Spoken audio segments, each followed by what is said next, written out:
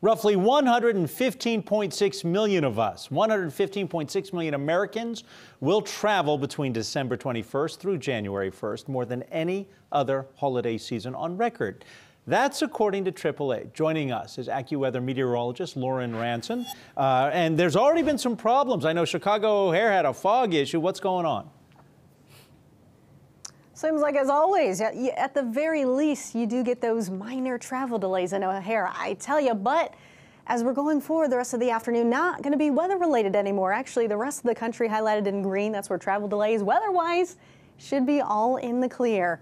The hotspot we continue to watch, portions of the northern Rockies extending south into the high desert. That's where travel delays are going to be likely going forward the rest of Tuesday.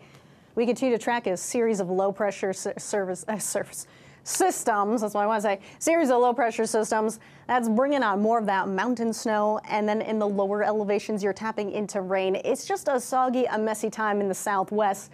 The eastern two-thirds of the country, mild, participating in highs in the 60s, some spots touching the 70s. We'll take you for those last-minute travelers on Christmas Day. There's going to be this weak piece of energy diving through the upper Midwest. So we're going to be mindful for periods of morning freezing drizzle, brief freezing rain possible.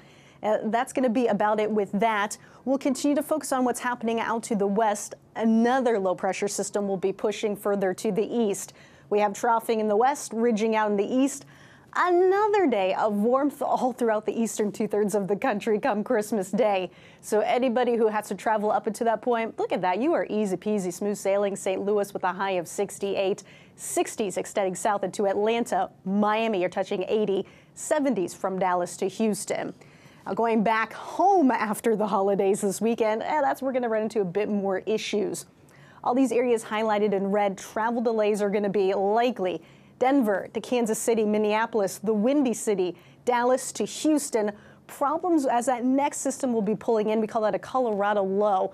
We're going to be watching the exact track of that storm system, and exactly how that's going to pan out is going to be a huge influence on that forecast.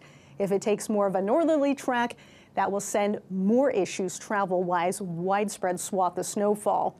We'll fast forward into Sunday as that thing progresses to the east. Therefore, widespread major travel delays are going to be likely across the eastern two-thirds of the country when you're coming back home this weekend.